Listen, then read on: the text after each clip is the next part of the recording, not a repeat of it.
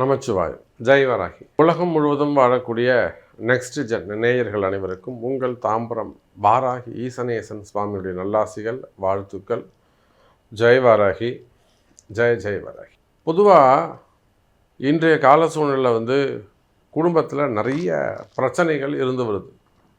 ஒரு ராசிக்கும் பொதுவாக எந்த ராசியாக இருந்தாலும் சரிதான், மேக்சிமம் அது சனி பகவானுடைய தொந்தரவாகத்தான் இருக்கும்.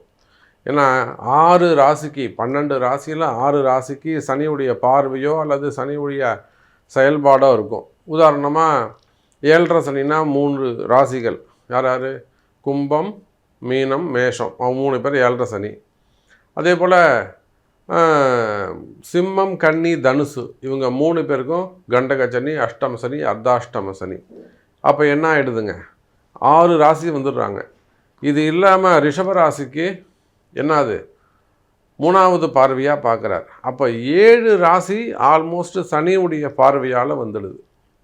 அப்போ பேலன்ஸ் இருக்கக்கூடிய ஒரு 5 ராசிகள் தான் அதுவும் ராகு கேது பிரச்சனையாக இருக்கும்.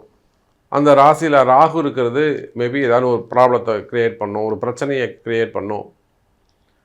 அப்போ இன்னைக்கு கால சூழ்நிலையில் எல்லாரும் நல்லா இருக்கணும். அதுக்கான வழி என்ன? எல்லாருக்கும் நிம்மதி கிடைக்கணும், எல்லாருக்கும் சந்தோஷம் கிடைக்கணும். அப்போ அந்த நிம்மதி சந்தோஷம் எங்கு கிடைக்கும்? அது கிடைக்கிறதுக்கு என்ன வழி உண்டு? நிறைய இப்போ குடும்பம்னு எடுத்துக்கிட்டோம்னா நிறைய பிரச்சனைகள் இருக்கும். மெயினாக வருமான பிரச்சனையாக இருக்கும். வீட்டுக்காரர் சொல்ல பேச்சு கேட்க மாட்டார், வீட்டுக்காரர் மதிக்க மாட்டார். இல்லைன்னா கேட்டிங்கனாக்கா மனைவி தான் அந்த குடும்பத்தை எடுத்து நடத்தக்கூடியவங்களாக இருப்பாங்க, கஷ்டப்பட்டு நடத்துவாங்க. ஆனால் வீட்டுக்குள்ளே அவங்களுக்கு மரியாதை இருக்காது. புரியுதுங்களா? மாமனார் மாமியார் பிரச்சனையாக இருக்கும், டாமினேஷனாக இருக்கும், ஒரு அசிங்கப்பட வேண்டியதாக இருக்கும். ஒரு என்ன சொல்கிறது, எல்லாத்துக்கும் ஒரு கேள்வி கேட்டுக்கிட்டு இருப்பாங்க. அது ஆணோ பெண்ணோ, யார் ரொம்ப உழைச்சி கஷ்டப்பட்டு இரவும் பகலும் வேர்வை சிந்தி சம்பாரித்து அந்த குடும்பத்துக்காக தியாகம் பண்ணுறாங்களோ எல்லாத்தையும் செஞ்சுட்டு கடைசியில் ஒரு அவப்பெயரும் வாங்கிக்க வேண்டியதாக இருக்கும். நீ என்ன செஞ்ச அப்படிங்கிற மாதிரி ஒரு வீட்டுக்குள்ளேயே ஒரு மரியாதை இல்லாமல் இருக்கும். ஒரு சில இடங்களில் அது ஆண்களுக்காக இருக்கும், ஒரு சில இடங்களில் அது பெண்களுக்கானதாக இருக்கும். மனைவி மதிக்காமல் இருப்பாங்க. மனைவி எல்லாம் அவங்க அம்மாவோட சேர்ந்துக்கிட்டு, மாமியாரோட சேர்ந்துக்கிட்டு கணவனை மதிக்காமல் இருக்கிறது. அல்லது இந்த பக்கம் பார்த்திங்கனாக்கா கணவன் அம்மாவோட சேர்ந்துட்டு மனைவியை டாமினேட் பண்ணுறது. அப்போ இந்த மாதிரி ஒரு அவமரியாதை இருக்கும்போது இதெல்லாம் இந்த சனி செவ்வாய் சேர்க்கை இருக்கிறது, சனி சுக்கிரன் சேர்க்கை இருக்கிறது. அப்போ இதெல்லாம் காமனாக வரக்கூடிய பிரச்சனைகள். அப்போ கஷ்டப்படக்கூடிய நீங்கள் நல்லா இருக்கிறதுக்கு, மகிழ்ச்சியாக இருக்கிறதுக்கு இந்த மாதிரியான கடுமையான காலங்கள் ஒருத்தர் அதாவது பிள்ளைகளை பற்றிய கவலையாக இருக்கலாம், பசங்க சரியாக படிக்க மாட்டேங்கிறாங்க, இல்லைன்னா பசங்க அடங்க மாட்டேங்கிறாங்க, சொல்கிற பேச்சு கேட்க மாட்டேன், மெயினாக அடங்க மாட்டுறாங்க, பொறுப்பு இல்லாமல் இருக்கிறது, படிப்பு சரியாக படிக்காமல் கான்சன்ட்ரேஷன் செய்யாமல் இருக்கிறது. அதே போல் நிறைய பேட் ஹேபிட்ஸ்க்காக கொஞ்சம் தள்ளி விலகி போயிடுறது, கெட்ட நண்பர்கள், தீய நண்பர்கள். இன்னும் சொல்லப்போனால் மெயினாக கல்வி, பொறுப்பு இது ரெண்டும் இல்லாமல் இருக்கிறது. இப்போ வெளிநாடுகள்லாம் எடுத்துட்டிங்கன்னா நிறைய ஃபோன் கால்ஸ் வருது நமக்கு. பசங்க சொல்கிற பேச்சு கேட்க மாட்டேங்கிறனால வேறு போலீஸ் கேஸில் போய் மாட்டிக்கிறது, வம்பு வழக்கில் போய் மாட்டிக்கிறது, இல்லை இவங்களேவும் போலீஸ் கேஸ் ஏதாவது ஒன்று தரது. அப்போது இதெல்லாம் பெற்றோர்களுக்கு மிகுந்த வருத்தத்தை கொடுக்கும். அப்போது ஒவ்வொரு ராசிக்கும் உங்கள் ராசிக்கு செப்பரேட்டாக குடும்ப பிரச்சனைகளை பற்றியும் அதற்கு உண்டான தீர்வுகளை பற்றியும் அதற்கான வழிபாட்டு முறைகளையும் பரிகாரத்தையும் இலவசமாக சொல்ல போகிறோம். இதில் எந்த கட்டணமும் கிடையாது, முழுக்க இலவசம். கேட்டு தெரிந்து கொள்ளுங்கள். தனுசு ராசி. தனுசு ராசியை பொறுத்தவரையில் நான் பதிவின் இதை இன்ட்ரோலே சொல்லியிருந்தேன். சனி பகவான், சனியை பொறுத்தவரையிலும் எப்பொழுதுமே இந்த வருஷம் இல்லை, 2026ன்னு இல்லை, எந்த வருஷமாக இருந்தாலும் இந்த சனி பகவான் இருக்கிறதே 12 ராசி தான்னா அதில் ஒரு 8 ராசியை எப்படியும் சனி பகவான் தன் கண்ட்ரோலை எடுத்துப்பார். அதாவது 7.5 சனிக்கு ஒரு 3 ராசி, பாத சனி, ஜன்ம சனி, சரசு சனி, அப்புறம் அஷ்டம சனி, அர்த்தாஷ்டம சனி, கண்டக சனி, சனியுடைய பார்வை, இப்படி 8 ராசி சனி பார்த்துருவார். மீதி ராகு கேது 2 எடுத்துப்பாங்க. மீதி 2 ராசி தான் ரொட்டேஷனில் நல்லா இருந்துக்கிட்டு இருக்கோம். மீதி 10 ராசி எப்பயும் ஒரு சுழற்சி முறையில் கஷ்டப்பட்டுக்கிட்டே இருக்கும். இதில் இப்போ நம்ம தனுசு ராசி ஒரு 5 வருஷமாக கஷ்டப்படுறாங்க. என்ன கஷ்டப்படுறாங்க? ஒரு பக்கம் வளர்ச்சி இருக்குது, இன்னொரு பக்கம் வருமானம் இருக்குது அப்படின்னு சொன்னாலும்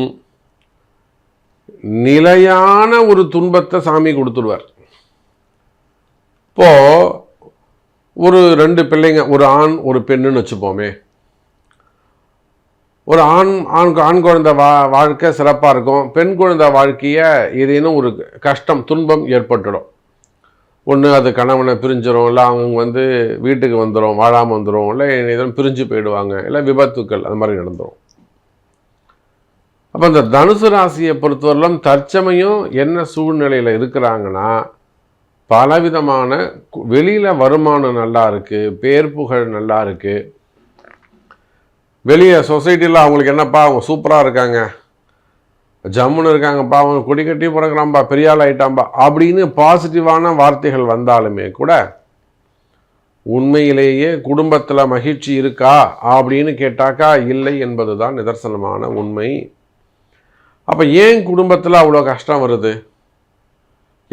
குடும்பத்தில் என்ன மாதிரியான கவலைகள்? மெயினாக பிள்ளைகளால் வரக்கூடிய கவலைகள், பசங்களுடைய வாழ்க்கை சம்பந்தப்பட்ட கவலைகள், பிள்ளைங்களுடைய வாழ்க்கை சம்பந்தப்பட்ட கவலைகள். பசங்க மெயின் அதுதான். சின்ன குழந்தைங்களாக இருந்தால் உடம்பு சரியில்லாமல் இருக்கும். நிறைய இப்போது குழந்தைங்களுக்கு சிறு வயதிலேயே அந்த நரம்பு பிரச்சனை, ஹார்ட் பிரச்சனை, தொண்டையில் வரக்கூடிய பிரச்சனைகள், அதே போல் வயிறு சம்மந்தப்பட்ட பிரச்சனை, வீசிங் சம்மந்தப்பட்ட பிரச்சனைகள், உணவு குழாய் சம்மந்தப்பட்ட இதெல்லாம் சின்ன பசங்களுக்கு வருது. இப்போது தனுசு ராசியாக இருந்தால் சொல்கிறேன், ஒரு 14 வயசு 15 வயசுக்குள்ளே நிறைய அதை படுத்தி எடுக்குது. அப்போ அதை கிராஸ் பண்ணிட்டாங்க. படிப்பு கவலைகள், இவன் அடுத்து என்ன படிக்க வைக்கலாம், நம்மளால் படிக்க வைக்க முடியுமா, என்னெல்லாம் இவனை பொறுப்பாக கொண்டு வந்து நம்ம எப்படி மேலே கொண்டு வந்து சேர்க்கறது, அந்த மாதிரியான கவலைகள். அப்புறம் அதை கிராஸ் பண்ணியாச்சுன்னா வேலை, நல்ல வேலை கிடைக்கணுமே, இல்லையா இந்த வேலைக்கு போயிட்டுருக்கா சாமி, ஆனால் அது நிம்மதியாக இல்லை, அவ்வளோ போர்வமானதாக இல்லை, நல்ல வேலையாக இல்லை, கம்மியான சம்பளமாக இருக்குது, வேலை நிரந்தரம் இல்லாமல் இருக்குது. அப்போ வேலை பற்றிய கவலைகள். அடுத்து நல்ல வேலை கிடைக்கணும், குரூப் எக்ஸாம் எழுதியிருக்கிறாங்க, கவர்மெண்ட் ஜாப் கிடைக்குமா, அப்படி இல்லைன்னா குரூப் எக்ஸாம் எழுதுகிறாங்க, ஐஏஎஸ் ஐபிஎஸ், இல்லைன்னா குரூப் 2 போன்ற அரசு அதிகாரிகளுக்கான சென்ட்ரல் கவர்மெண்ட்டு ஸ்டேட் கவர்மெண்ட்டு. அப்போ அந்த மாதிரியான வேலை வாய்ப்புகள் சம்பந்தப்பட்ட கவலைகள். இல்லைன்னா இவனை வெளிநாடு ட்ரை பண்ணுறாங்க, அங்கே வெளிநாடு போய் கஷ்டப்படுறான் சாமி, அங்கே தனியாக இருக்கான், அங்கே இன்னும் வேலை கிடைக்கல, அங்கே ரூமில் தான் தங்கிட்டு இருக்கான், ஏதோ ஒரு சைடில் ஒரு ஜாப் பார்த்துக்கிட்டு இருக்கான், இத்தனாம் தேதி கூட அவன் திரும்பி வந்துடணும், இத்தனாம் வேலை கிடைக்குமா, விசா கிடைக்குமா. அப்புறம் அதை கிராஸ் பண்ணியாச்சுன்னா திருமணம் பற்றிய கவலைகள். இவ்வளோ வயசாகிடுச்சு, இன்னும் கல்யாணம் ஆகலை, திருமணம் தள்ளி தள்ளி போய். இப்போ ஏதாவது ஒரு இடத்துல இந்த குடும்பத்தில் சனி பகவான் வேலை செஞ்சுக்கிட்டு தான் இருப்பார். திருமணமே நடந்து போயிடுது, அப்புறம் திருமண வாழ்க்கை சரியில்லாமல் இருக்கிறது. அப்போ தனுசு ராசி நேயர்களே, குடும்பத்துக்கு ஏதோ ஒரு விஷயம் நடந்ததை போல் உங்கள் குல குருவை நீங்கள் மிஸ் பண்ணியிருக்கலாம். உங்கள் குலகுரு என்பவர் உங்கள் குடும்பத்துக்காக தன்னையே அர்ப்பணித்தவர் தான் குலகுரு, வேறு யாரும் கிடையாது. நீங்கள் உங்கள் குடும்பம் நல்லா இருக்கணும்னு ஒரு இதயம் நினைக்குதுன்னா அவங்க தான் அந்த குடும்பத்துக்கான குருவாக இருப்பார். அந்த குல குருவை நீங்கள் மிஸ் பண்ணியிருக்கலாம், அதில் குருவுடைய ஆசீர்வாதம் இல்லாமல் இருக்கலாம். ஏன்னா நீங்கள் வீடு குருவுடைய வீடு, இல்லை அலட்சியம் செஞ்சுருக்கலாம், உதாசீனம் அவமரியாதை செய்திருக்கலாம். ராசி இல்லாத ஆளுங்க, ராசியில் கைராசியே இல்லாத ஆள், நான்லாம் பண்ணுறதே இல்லை, இதெல்லாம் நீங்கள் அவமரியாதை பண்ணியிருக்கலாம், பேசியிருக்கலாம், அலட்சியமாக கர்வமாக பேசியிருக்கலாம். நீங்கள் வெளியில் போய் குருவை பற்றி தவறாக சொல்கிறது, பழகக்கூடிய இடங்களில் தவறாக சொல்கிறது, இதுக்கெல்லாம் குருக்கு அதுக்கு சம்மந்தமே இருக்காது. ஆனால் நீங்கள் சுமக்க வேண்டியது இருக்கும்.